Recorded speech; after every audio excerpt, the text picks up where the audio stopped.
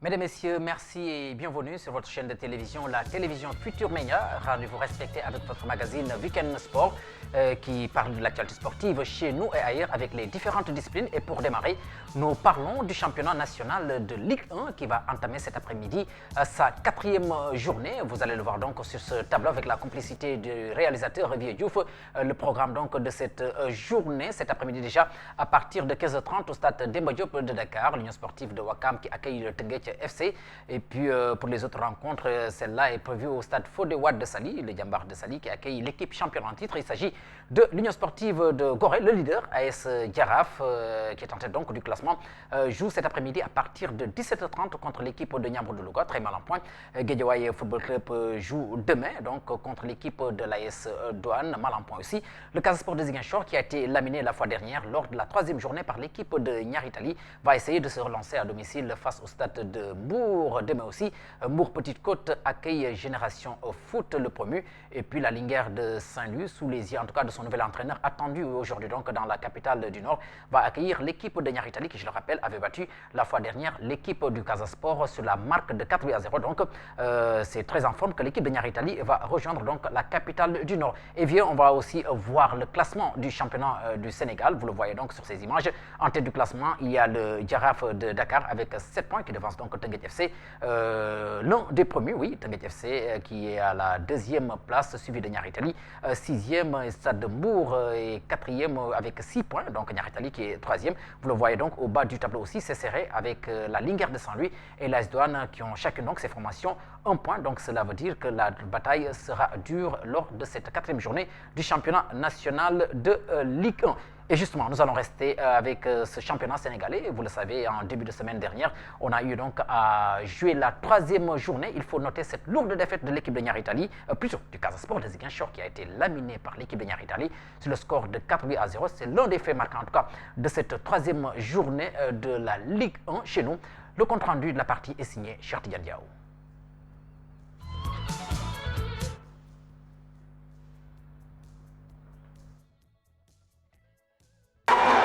Niary Tally douche le Casa Sport. Les Rouges et Bleus ont laminé les Casacés sur le score de 4-0 en festival de buts qui s'est tenu en seconde période. On est monté en puissance au fur et à mesure du match. La première mi-temps nous a donné confiance. Il ne faut pas oublier que sur la première mi-temps, on s'est créé 3 situations quand même assez nettes qu'on aurait dû terminer. Et finalement, en demandant aux joueurs d'être un peu plus efficaces dans les derniers gestes, notamment les centres, mais on a vu que ça a payé. NGB, bien en place durant toute la partie, se reprend. Ainsi, après sa défaite lors de la dernière journée, il monte même à la 3e place du classement. C'est une satisfaction, on a été efficace dans les 2 surfaces. Et on a su, je pense, imposer notre rythme face à une très très bonne équipe de Casa. Par contre, c'est un coup d'arrêt pour le Casa Sport. L'équipe du Sud a connu sa première défaite de la saison. Le véritable problème, c'est qu'on n'a pas su gérer nos temps forts et faibles. Et on a été le plus souvent en découvert. Et je crois que ça nous a porté préjudice. Et en plus, je crois qu'on n'a pas aussi été simple dans le jeu. On a trop couru avec le ballon. Et je pense que c'est une défaite que nous acceptons. Ici, cela à domicile il y a juste une semaine. Et là, nous prenons la même chose. Bon, on va se remettre au travail et préparer le prochain match. Le Casa Sport aura l'occasion de se reprendre à domicile face au Stade de Mbour, alors que Niary Tally aura l'opportunité d'enchaîner avec un déplacement chez la Lanterne Rouge, la Linguère. Voilà, Cheikh Tidiane Diaw, merci, qui revenait en tout cas sur cette large victoire de l'équipe de Niary Tally face au Casa Sport de Ziguinchor. Un score sans appel de 4-0. Le Casa Sport, qui je le rappelle, va tenter donc de se relancer demain à l'occasion est en déplacement au nord du pays pour y croiser la Linguère de Saint-Louis, mal en point. Joseph Lamtey, sans doute ce nom vous rappelle de mauvais souvenirs, en tout cas aux sportifs sénégalais. Il s'agit de l'arbitre ghanéen qui a officié lors du match Afrique du Sud-Sénégal, il y a de cela quelques jours, lors de la 2e journée des éliminatoires de la Coupe du Monde Russie 2017. Vous vous souvenez, donc il avait accordé un pénalty très litigieux et en son temps, la Fédération sénégalaise de football avait introduit un recours auprès de la CAF mais aussi à la FIFA pour contester donc l'arbitrage maison de ce juge ghanéen. En fin de compte, le Sénégal a obtenu gain de cause puisque l'arbitre ghanéen a été suspendu pour quelques mois. Et la première conséquence, c'est qu'il ne participera pas à la prochaine Coupe d'Afrique des Nations de football. Et là-dessus, nous allons écouter plutôt, oui, il s'agit de Cheikh Tidiane Dione qui est allé rencontrer quelques autorités sportives au sein de la Fédération sénégalaise de football. Ils sont certes contents, mais la bataille continue. La requête de la Fédération sénégalaise de football a finalement trouvé réponse suite à l'arbitrage jugé scandaleux du Ghanéen qui avait officié lors de la rencontre Afrique du Sud-Sénégal à Polo Kwame. L'instance dirigeante du football s'est dit satisfaite de la décision de la commission d'arbitrage de la CAF. Hier matin, le secrétaire général de la CAF, M. Hicham El Amrani, nous a notifié la décision de la commission d'arbitrage de suspendre l'arbitre Joseph Lamtey pour une durée de 3 mois. Parce que c'était une décision assez grave, assez importante pour le football, pas seulement pour le football sénégalais, mais pour le football mondial dans toute sa globalité. Et je pense que sur le principe, nous pouvons être satisfaits que la CAF ait pris cette décision. Maintenant, nous estimons toujours qu'il faut aller plus loin. Parce que nous estimons d'abord qu'il y a eu des fautes lourdes, ce n'est pas seulement des erreurs d'arbitrage. L'arbitre est reconnu comme un récidiviste. Coupable d'une grossière erreur, Lamtey avait offert un pénalty gracieux au Bafana Bafana. L'arbitre ghanéen, un ancien sociétaire du club sud-africain Jomo Cosmos, cela n'a-t-il pas influé sur son comportement? L'enquête qui doit établir tous ces faits, il y a beaucoup d'éléments qui pèsent sur lui. Peut-être, beaucoup d'éléments. Nous avons estimé que deux fautes aussi graves sur 2 buts ne peuvent pas être innocents. Nous, ce que nous pouvons avoir, c'est de soupçonner, mais il est aussi protégé par la présomption d'innocence. Jusqu'à la preuve du contraire, il est encore innocent. Il faut maintenant que l'enquête soit ouverte, que l'élément que vous avez soit versé dans le dossier et que tous ces éléments-là, étudiés minutieusement, pourront le savoir, pourront le situer la responsabilité des uns et des autres. Et en ce moment-là, la CAF et la FIFA devront prendre les mesures idoines. Lamtey suspendu pour 3 mois, donc exclu de la prochaine CAN prévue au Gabon en 2017. Mamadou Fall, ou plutôt Cheikh Tidiane Dione, merci. Et puis pour donner donc cette bonne nouvelle, puisqu'il y a eu une bonne nouvelle pendant cette semaine, il s'agit du classement FIFA de ce mois-ci qui a été donc publié en début de semaine. Et vous le savez, sans nul doute, le Sénégal qui occupe la première place, qui toise en tout cas l'Afrique avec ce classement. Mais il ne faudrait surtout pas dormir sur les lauriers, semble avertir en tout cas les autorités sportives. Difficile de rester premier. Mamadou Fall. Les dieux du football semblent se tourner vers le Sénégal. Après plusieurs décennies d'existence dans le monde footballistique, le Sénégal vient d'occuper la première place en Afrique dans le classement FIFA du mois de novembre. Il détrône ainsi la Côte d'Ivoire. Une prouesse qui fait honneur aux acteurs du foot. Pour le ministre des Sports, cela traduit tout le travail abattu par le gouvernement. Parce que ces performances qui nous valent aujourd'hui cette place, en tout cas ces performances viennent d'actes posés par l'État du Sénégal. C'est l'environnement de l'équipe, c'est permettre en tout cas à notre équipe nationale d'être dans de bonnes conditions, faire taire certaines divergences, ne plus gérer de détails quant aux primes, quant au retard ou bien en tout cas aux conditions de regroupement et tout. Premier en Afrique dans un classement doit pousser les joueurs à se donner à fond afin d'être champion d'Afrique. Et l'engagement des joueurs. Il faudrait que ceux qui nous ont habitués depuis, en se battant jusqu'au bout, en faisant de sorte que le peuple soit satisfait de leurs prestations, que cet engagement-là puisse en tout cas être continué et respecté lors de cette CAN. On a des objectifs. Des objectifs permettront d'aller jusqu'au bout. Il faut d'abord passer le premier tour. Après le premier tour, jouer match par match et gagner ces matchs-là. Une question de mental, une question d'engagement, et que le coach se bat pour que ce mental-là soit toujours de mise dans tout ce qu'on fait, et que j'espère que ce classement-là va pousser ces jeunes à aller de l'avant et à aller jusqu'au bout de cette compétition. Le ministre des Sports assure que l'État est toujours prêt à mettre les moyens qu'il faut pour la bonne préparation des Lions. Des rencontres amicales pourront même être organisées. Mamadou Fall, merci. C'est bientôt décembre et c'est le moment de récompenser les meilleurs. L'Association nationale de la presse sportive n'est pas en reste. Il s'agit de l'ANPS qui a délivré cette semaine les prix des sportifs qui se sont illustrés la saison dernière. Fait important, le titre de meilleur sportif n'a pas été décerné pour des raisons que vous saurez tout à l'heure avec l'intervention de Oumar Diarra, le secrétaire général de l'ANPS. Tout de même, notez que Sadio Mané a été désigné boss. Il s'agit du Ballon d'Or sénégalais. Modou, le meilleur lutteur de sa génération.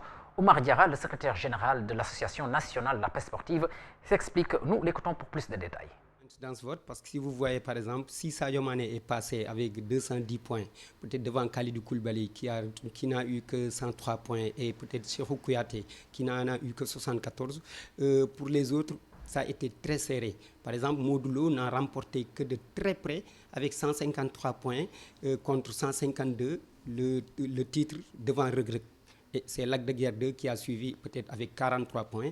Donc c'est dire que c'était pas facile pour par exemple pour le lutteur, pour élire le meilleur lutteur. Le meilleur footballeur local aussi, cela s'est joué presque sur un coup de D1 parce que pour la première fois, un gardien de but local, Pape Seydou Ndiaye en l'occurrence, a recueilli 147 points, juste derrière Pape Ibnouba qui était le meilleur buteur de la saison dernière avec 17 points, qui évolue actuellement au Stade de Mbour et qui venait de la Linière, qui a eu 149. La cérémonie est prévue le dimanche 18 décembre au Théâtre National Daniel Serrano et ce sera une cérémonie diurne, c'est-à-dire ça va se faire le jour de 9h à 13h. C'est que le titre de meilleur sportif n'a pas été décerné compte tenu du fait que la presse sportive sénégalaise a constaté que durant cette année olympique, peut-être les performances sportives n'ont pas volé très haut.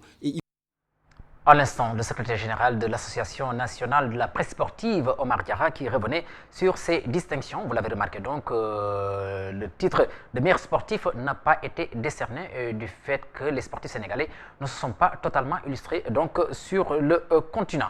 Et puis, nous parlons des championnats européens qui ont démarré depuis hier, pour certains en tout cas, et pour d'autres aussi, cela va se poursuivre aujourd'hui. C'est le cas avec le championnat de France et sur ces images, avec la complicité de notre réalisateur Rivier Diouf, nous allons voir donc le tableau des différentes rencontres ce samedi.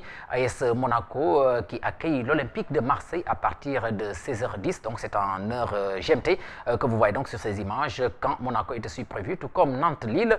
Dijon est en Gironde pour croiser le Girondin de Bordeaux. Montpellier accueille Nancy, Metz-Lorient est attendu, tout comme Angers, Saint-Etienne, Nice, Bastia, Olympique Lyonnais contre Paris Saint-Germain. Donc je vous laisse contempler le temps aussi de voir le classement au niveau de la Ligue 1 française. Donc la composition, donc le classement qui est dominé par l'équipe de l'OGC Nice, le trio de tête composé donc de Nice, de Monaco et du Paris Saint-Germain. Puis on va enchaîner avec le championnat anglais qui donc va se jouer aussi à partir d'aujourd'hui. À l'instant donc la rencontre entre Burnley et Manchester City qui se déroule juste après à 15h. Liverpool de Sadio Mané qui accueille Sunderland. Les autres rencontres donc je vous laisse le temps de contempler. Manchester United qui accueille donc demain l'équipe de West Ham United de Diafra Sakho et de Cheikhou Kouyaté. Arsenal aussi va jouer donc demain au classement. Vous l'avez vu, il y a eu alternance pendant ce week-end. Le week-end dernier plutôt avec Chelsea qui a ravi la première place à l'équipe de Manchester City suite à sa belle victoire. Donc Chelsea qui est en tête, suivi de Liverpool, de Manchester City et de Arsenal. C'est donc le Big Four et sans nul doute il y aura donc des changements à l'issue de cette journée qui va se poursuivre en Angleterre. Nous enchaînons avec la Liga, le championnat espagnol, pour voir le Real de Madrid qui est en tête du classement. Le Real Madrid qui va accueillir cet après-midi à partir de 15h15 l'équipe de Sporting. Et puis pour les autres rencontres, on va s'intéresser au FC Barcelone qui va jouer donc demain contre l'équipe de la Real Sociedad. Et puis pour les autres rencontres aussi, je vous laisse contempler, en même temps suivre aussi le classement, puisque le Real Madrid est en tête du classement de la Liga espagnole, suivi de l'équipe du FC Barcelone. Et puis on enchaîne avec le championnat italien, le Calcio. Le Calcio aussi au programme de la Serie A ce samedi, Torino Chievo Vérone. Et puis on va chercher avec la Juventus de Turin, le leader qui va jouer donc demain contre l'équipe de Genoa, la Lazio de Rome de Diao Baldeketa aussi. On va s'intéresser à cette équipe qui se déplace demain sur la pelouse de Palerme. Naples de Kalidou Koulibaly qui joue lundi pour clôturer donc cette journée en Angleterre face à l'équipe de Sassuolo. Aussi le classement, cela pourrait certainement intéresser les amateurs. Vous le voyez donc, c'est l'équipe de la Juventus de Turin qui est en tête du classement en Italie suivi de l'AS Roma et du Milan AC qui est en train donc de se refaire une santé. Et puis on va enchaîner avec le championnat allemand. La défaite de la fois dernière du Bayern Munich, vous l'avez constaté, face à l'équipe de Dortmund, son challenger dans ce championnat allemand. Donc, retenez que pour cette journée, ce soir, à partir de 17h30, le Bayern Munich fera face à l'équipe de Bayern Leverkusen, tandis que le Borussia Dortmund fera son déplacement face à l'équipe de Francfort. Et puis, on va voir très rapidement donc le classement avant de revenir sur ce plateau et enchaîner sur autre chose, la Bundesliga. Donc, toujours dominé par l'équipe par Leipzig, oui, c'est le premier qui est en tête, suivi du Bayern Munich, donc qui a fini par perdre donc cette place de leader après la défaite concédée face au Borussia Dortmund, qui est derrière, qui est aux affûts pour ravir donc cette deuxième place à son éternel rival. Certainement, à l'issue de cette journée, on verra bien où cela va se terminer. Et puis, retour chez nous pour parler handball avec la CAN féminine de handball qui se prépare. Les Lions qui, en principe, ont quitté Paris aujourd'hui pour rejoindre Luanda, c'est la capitale de l'Angola, et c'est là où va se jouer donc la Coupe d'Afrique de handball. Le Sénégal qui a participé donc en stage en France et qui a aussi participé en tournoi à 4, qui a permis au Sénégal de s'illustrer pour avoir donc remporté, disons, le tournoi. Et sur ces images, nous allons tous donc les voir avec les Lions.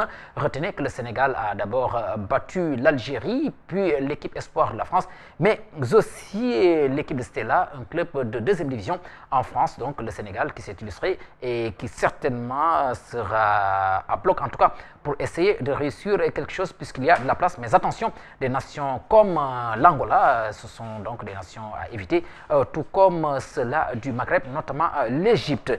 Et puis nous allons terminer avec aussi cet événement malheureux qui s'est déroulé au stade Mawade Wade de Saint-Louis, où on a saccagé en tout cas le stade donc nuitamment par des inconnus. C'était jeudi dernier. La pelouse et les filets de but n'ont pas été épargnés par ces visiteurs indésirables.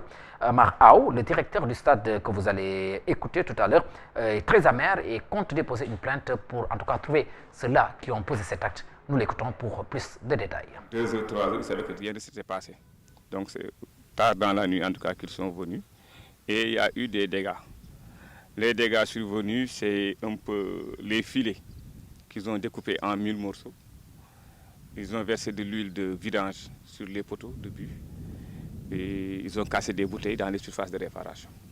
Donc voilà, ça c'est des actes vraiment de vandalisme, c'est des actes ignobles. Et nous entendons en tout cas, nous avons déjà déposé une plainte contre X. C'est comme ça. Il faut dire également qu'il y avait des matchs semi-nocturnes. Les 3 matchs se sont passés dans de très bonnes conditions. Donc jusqu'à 22 heures, les matchs sont terminés. Nous avons continué l'entretien. Et puis voilà, c'est donc dans la nuit que les gens sont revenus. Nous savons également que les gens ont sorti des verdicts. Il y a eu en tout cas des cas de réserve et les verdicts sont tombés hier. Donc c'est un peu pour dire que nous allons orienter les gens qui sont chargés de l'enquête parce que nous mettrons en tout cas à leur disposition tout ce que nous savons pour que les auteurs soient identifiés. Amar Aou, le directeur du stade Mawade Wade de Saint-Louis, des images que l'on n'aimerait pas voir puisque nous disposons en tout cas de peu d'infrastructures de qualité, le peu de choses que nous disposons, nous devons pouvoir en tout cas bien les protéger pour permettre aux acteurs mais aussi aux sportifs de pouvoir s'épanouir sur des pelouses de très bonne qualité. Des actes à condamner du côté de Saint-Louis. Sport Week-end, c'est fini. Merci de nous avoir suivis. Rendez-vous est donné samedi prochain pour un autre numéro. À la réalisation, il y avait Vieux Diouf. Merci à vous tous. Rendez-vous samedi prochain pour un autre numéro de Week-end Sport sur votre chaîne de télévision, la télévision Futur Média.